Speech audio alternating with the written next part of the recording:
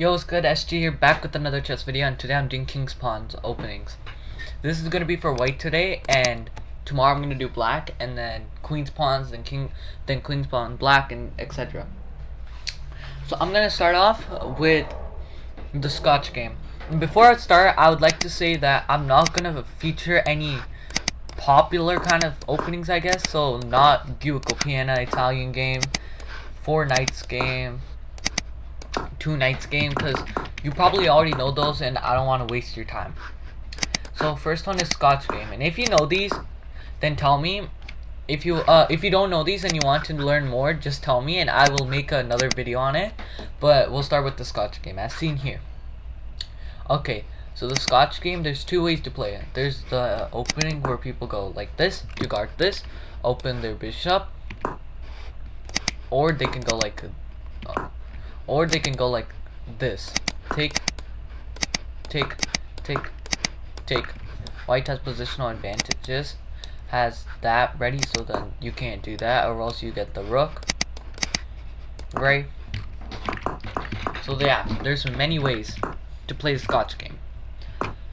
Next after the Scotch game is the Ruy Lopez. I'm going in-depth tutorial on the Ruy Lopez, which pretty much is like this. There's the exchange variation, there's a normal, there's the Morphy defense, there's many ways to play this one, there's the Caro variation, there's a lot. Ruy Lopez is a very popular opening also. So after the Ruy Lopez / Spanish game, there's the Hungarian defense. If you came to this video because you don't want to play the Italian game, then I'll recommend Hungarian defense, because there's a chance that your opponent just plays the Giuco Piano. Hungarian defense, instead of bishop going here, bishop goes here. It's a pretty good place, but it's kind of risky. It's kind of a gamble, because there's not it isn't always possible for your opponent to do what you want, which is why I don't recommend the Hungarian defense unless you're really fine with the Italian game and you just want to know the Hungarian defense because a lot of your friends / people are doing it. Okay, so after the Hungarian game is the Petrov defense. This one, normally a knight comes here to guard this, right? But this time it's like this. You'll fall into a trap if you take this, right? Classic variation, you'll fall into a trap. This is why I usually do this.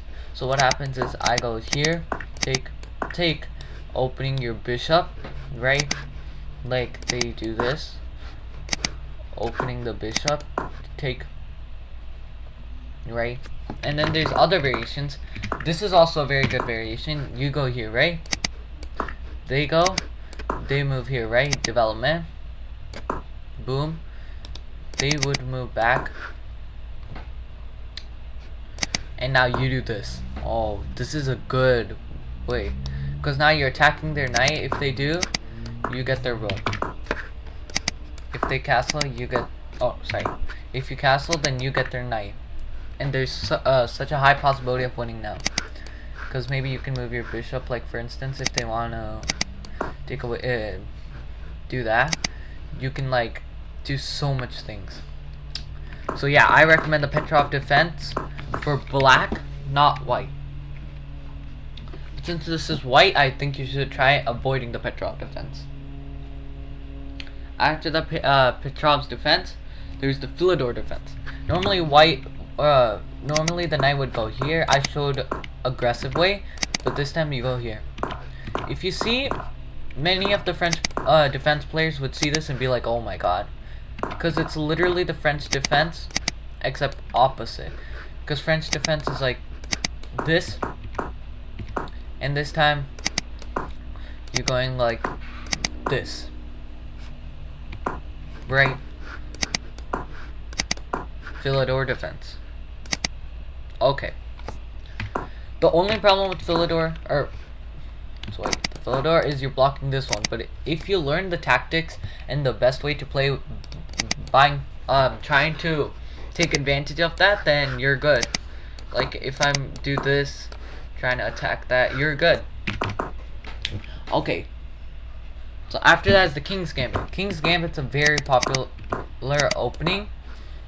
It's like the opposite, or technically the other side of the Queen's Gambit. Because if you think about it, Queen's Gambit, you must have heard of this.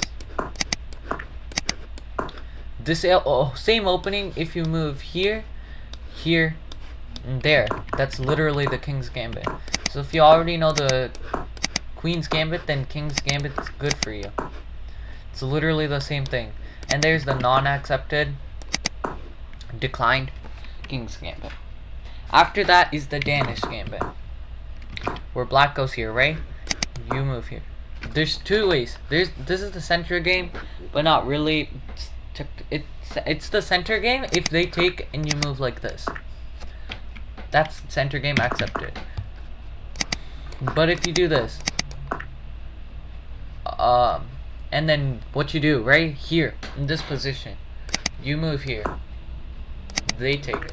You move here. You're losing by 2 pawns, but look at your position. They can't do that. You're ready to move your queen up here, checkmate them. Let's say, for instance, they do this. They guard, right? Then you get to do these kind of moves. Alright, it's already tied. Look at your position and look at their position. Everything's super open. Like, for instance, I'll play a little more. Like, if they want to, Fianchetto, right? Attack. Oh no, sorry, not Fianchetto. That's not gonna work out. You see, you can just castle very soon, have a perfect opening. The Danish Gambit is a very good. After that is the Bishop's opening. This is literally the Italian game except without the knights, so we'll just go without this. There's the Vienna game, where you go here. You must be wondering, then wouldn't it just be like the Italian game? And you could play it like the Italian game. Yeah, it's kind of like the Bishop's opening, but black should be able to equalize with sensible developing moves. So it's like a quicker and fast-paced game, I guess. Then you must be like, okay, is that the only way you can use it? And you're actually correct. No, it isn't. Because then you can do this type, the Gambit. Your opening's very good. If you just move this up, for instance. If you move this up, you're ready. Right? They will move here, for instance. You take it, look at your position. It's perfect. They can't do anything. And look at their position. The only thing they can do is castle. You can drive this up. Move back, I guess. Drive this up. They can't do anything. Drive this up. The bishop's gone. Like, not here. They can't move anywhere. So Vienna Gambit's good for the people that like the King's Gambit, but feel like King's Gambit is a little too fast-paced or aggressive. After that is the Nimzowitsch defense. So Nimzowitsch is pretty much kings, well, right? Except you move here instead. Nimzowitsch, and it's an unpopular opening, so not a lot of opponents will know. After d4, black has two choices, d5 and e5. Both are difficult to handle, and white should be able to retain. So it's either d5, like if I move here, for instance, either d5 or e5. Okay, so after that is the French defense. I went through this, and these are starting to be for black. So, because we're going to start doing the same thing over and over. So, there, here, French defense. They move here, do advanced variation, exchange variation, pursues gambit, normal variation, classic variation. There's so much variations. And I'm actually a kind of a fan of French defense, because it's such a good opening, because if they do advanced, you have so much free space. Okay. So after that is the Sicilian defense. As some grandmasters say, the most popular counter to e5, c5. I play this all the time. I'll show you a few things I do. If they move here, which is kind of popular, you move here. Now they can't do the fried liver attack. As you can notice, sometimes, like, if I move here, for instance, they have the option to do a fried liver attack. That's why I move here, guarding that and doing a fried liver. Right? If they still do this, that's actually a blunder, because that's just wasting a move. Right? I'm castle. I do this. I play the French variation, I guess. I'm not really sure. Castle. Yes. So this is like a slow-paced but aggressive opening. If you think about like a slow-paced but aggressive, then that. Another one I do all the time is the Caro-Kann defense. You must be wondering. I'm blocking my knight. They have the whole center. Why is this a good opening? Well, because you do this. Now your knight has free space, and they already developed both of their things and only have one, and I didn't even develop one yet. So the thing is, I could just, like, if they do this, I do this, ready to do the type of Scotch game, right?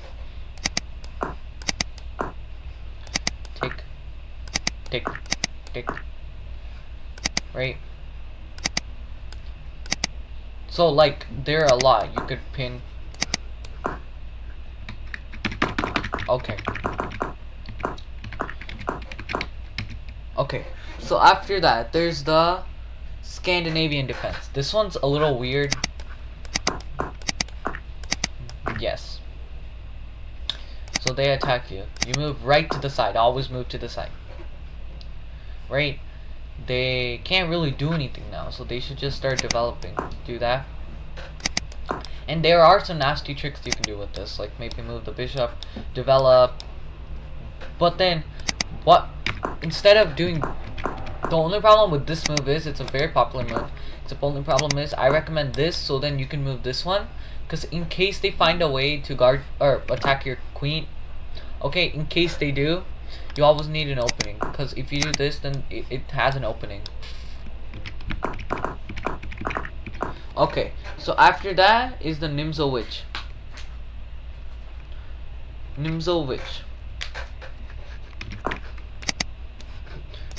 White goes here, black goes here. Or, wait. Oh, sorry. White goes here, black goes here. Nimzo Witch. I was like, wait, what? This is an unpopular opening. And D4, black has two. After D4, black has two choices, D5 and E5. Wait, I just went through Nimzo Witch. Why did I do this again? Alekhine. I meant to do that one. Sorry, guys. At first glance, this seems like a ridiculous move, right? The idea is to let white chase the knight around with his pawns. Black will then try to destroy white's pawn center. This opening is risky and difficult to handle, although it has been used occasionally at the World Championship level. So it's not really popular, and people would be like, huh, if they see this, but it's not a bad one. Then there's the modern defense. We only have 3 more openings. Modern defense, ready to fianchetto, attack, right? It is possible to play G6 with this. Oh no, yeah, G6 against any of white's first moves, once considered a joke opening because it always allows white's unrestricted freedom in the center. Right? It is not frequently seen and considered perfectly respectable. Black is obviously intended to move bishop G7. Like move here so then black can't get the whole center. If they do that, right? You can maybe move here, attacking that and that. Well, and that. So there's a lot of good moves, which will try to undermine whatever setup is in the white choose to adapt. Then there's a perk defense, almost the exact same thing. You move here, black moves here, ready? It's almost the same thing, except instead of directly moving to bishop G7, you move here, here, here, and then bishop G7, because you're trying to guard. And if they find a way to like attack this place right? And if it's not your best choice, then maybe you could still do like the Rui Lopez type of way. Okay. And lastly is the St. George defense. This one is a very uncommon. I mean, the most uncommon I think I ever seen. And this opening is really kind of ridiculous, I guess. But it's like that. Yeah. I know. It beat Natalie Karpov, the reigning world champion at the time, okay? And pretty much what you're trying to do is kind of guard this one too. Like if they move here, you can move here trying to Fianchetto. Yeah.